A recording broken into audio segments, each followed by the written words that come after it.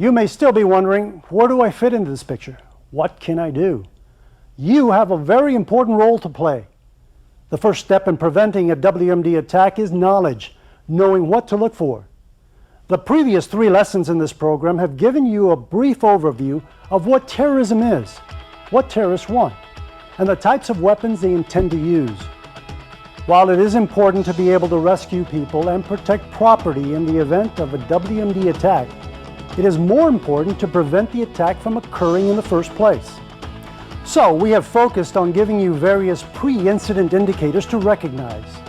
You know your location and your site inside out. You may be the best person to recognize something is out of place, something odd, something that just doesn't fit. Reporting such observations through the proper channels of your post orders may be just the action that prevents another incident like the criminal attacks on September 11, 2001.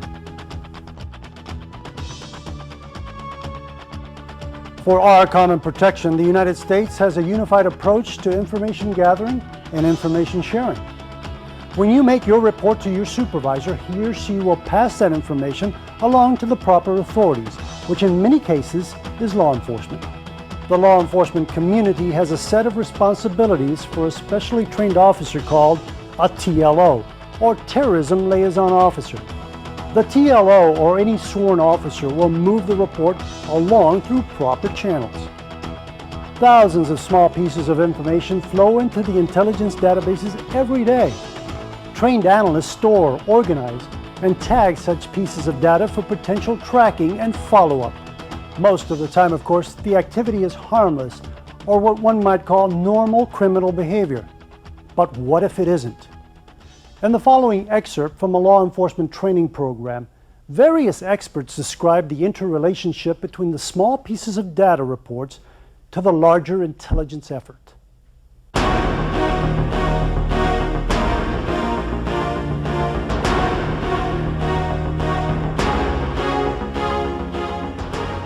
Terrorism is the responsibility of local law enforcement. The responsibility, we have a duty to collect and prevent these kinds of acts. And the way we're going to do that is truly by getting the intelligence, seeing that one little sign or symptom, seeing that blasting cap, seeing that false ID, seeing that ID theft. That's how we're going to prevent this big picture explosion. Terrorism has become more of a local threat. Now, obviously, since what happened on September 11th versus something that just used to happen overseas in a place you couldn't pronounce. And now we're using the police officers and their expertise in their community with community policing to provide intelligence and community awareness and public education to all the people in their jurisdiction, which overall helps the law enforcement capabilities in that jurisdiction. The local law enforcement officer is the first one to notice a new extremist group, be it a religious group, be it an ethnic group, and so forth, an increase in rhetoric in the neighborhood for any given reason, a change in graffiti on the street, a change in the threats that appear to be coming from the neighborhood. The local officer is going to be the first to see that.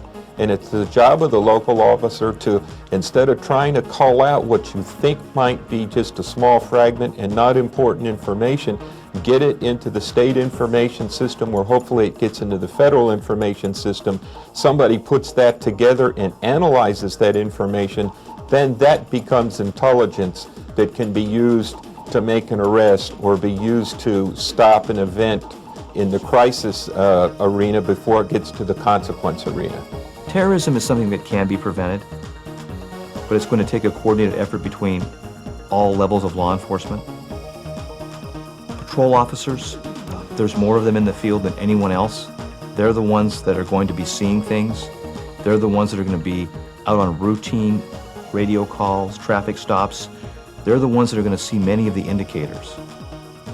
They're the ones that are going to end up interdicting a potential terrorist action. Well, I think it's probably the most important role. It's my belief, and I think with good reason, that probably the next terrorist event will be prevented by a patrol officer who is doing a good job, who takes that step to look a little further, asks a few more questions, and then that information comes to a person in my position.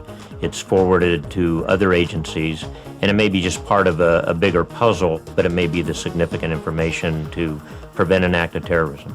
We know from prior history that one of the hijackers received a ticket 2 days prior to 9/11. So there you go. There was an officer who initiated a traffic stop of a future hijacker, issued him a ticket. So if law enforcement can learn or keep an open mind to who they're stopping and why they're stopping them, we may be able to identify, if not stop, the next terrorist attack just from a routine traffic stop. I believe if terrorism happens in this country, if terrorist acts continue to occur, that at a local level, the law enforcement agents, the police officers, deputy sheriffs, and state patrols will be the actual ground troops in stopping these things. I don't think they have the wherewithal to stop them if they don't interact with each other and keep each other informed. They're the foundation. They're the ground level. If anything occurs, it's as a result of the efforts of the patrolmen at the street level, far more than any organization with any acronym that we can associate. It's the line officer, the beat officer. They're the ones who interface on a daily basis with the public, and they're the ones who pick up the tidbits of information, the fragmented information, the little tiny bits and pieces of information that once they're put together in a mosaic, hopefully will provide some kind of an indication from which a command staff, an organizational policy can be established, and then maybe even on a tactical level a reaction can be mounted that might mitigate or obviate some kind of a significant threat a la 9/11. I think the most important thing is for them to understand from the beginning that it is their fight. I still think in some organizations, some police officers, some police chiefs, sheriffs, some deputies out there do not quite understand yet that they play a vital role in this war. For lack of training, lack of understanding, or just lack of willingness to become involved, that they are essential and crucial to the overall safety of the country. While this video segment has shown the role of a law enforcement officer, the points apply equally to you as a security professional.